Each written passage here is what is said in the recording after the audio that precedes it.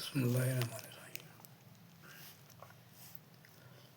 فاروق اعظم رضی اللہ عنہ نے بہت سی مالی و ملکی، سیاسی و انتظامی،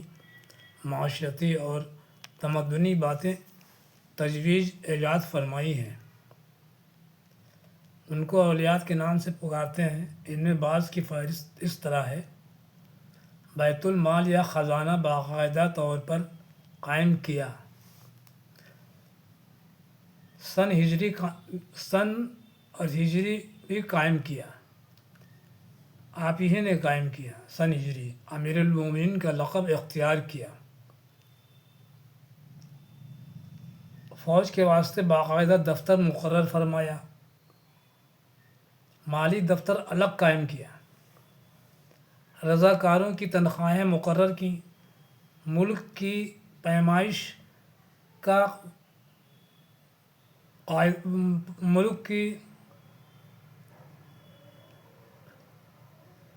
ملک کی پیمائش کا قاعدہ جاری کیا، زمین کو ناپنے کا،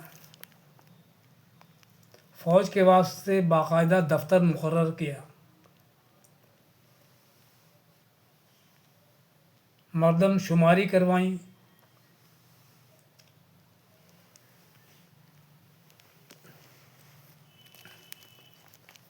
مردم شماری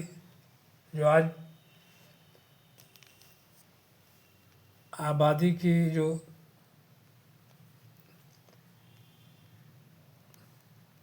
ملک کی کتنی آبادی ہے اس کی گنتی،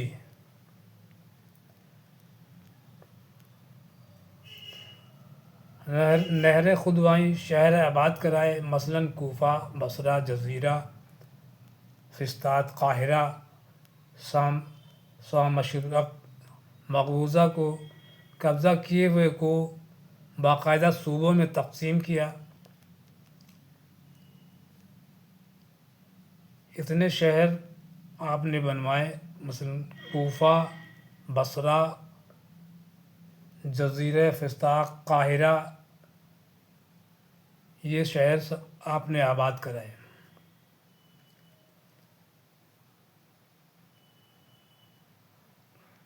حربی تاجروں کو ملک میں آنے اور تجارت کرنے کی اجازت دی،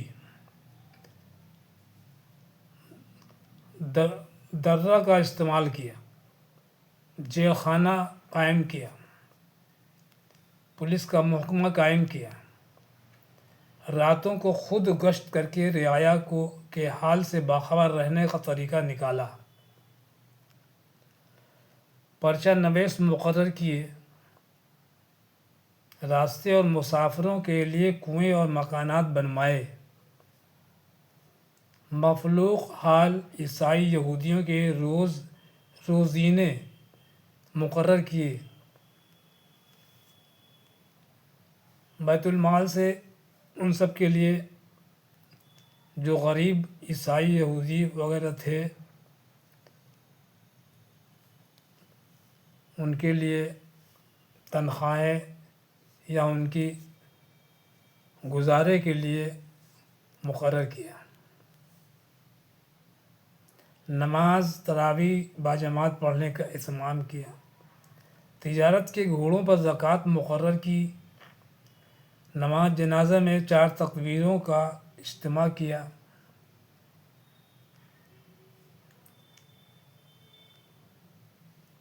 فاروق اعظم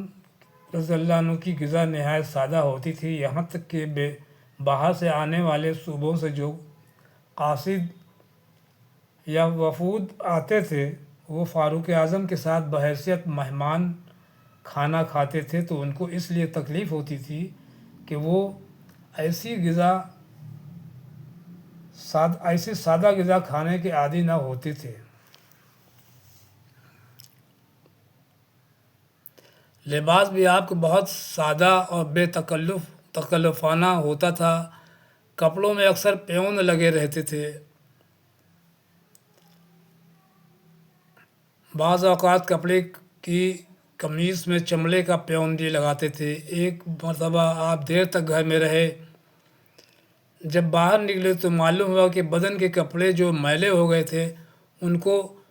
دھو کر دھوپ میں ڈالا تھا۔ جب وہ سوکھ گئے تو پہن کر باہر آئے، دوسرے کپڑے نہ تھے کہ ان کو پہن لیتے۔ ہجرت کے بعد شروع میں آپ مدینہ منورہ سے 2-3 میل کے فاصلہ پر ایک گاؤں میں رہتے تھے۔ ان کو ہجرت کے بعد خلیفہ ہونے کے بعد آپ شہر مدینہ میں آ کر رہنے لگے۔ مدینہ منورہ میں آپ کا مکان مسجد نبوی کے قریب باب الاسلام اور باب الرحمت کے درمیان تھا۔ مرتے وقت آپ قرض دار تھے، مقروض تھے۔ آپ نے حکم دیا کہ میرا مکان فروخت بیچ کر قرضہ ادا کر دیا جائے۔ چنانچہ اس مکان کو امیر معاویہ رضی اللہ عنہ نے خریدا اور اس کی قیمت سے قرضہ ادا کر دیا گیا۔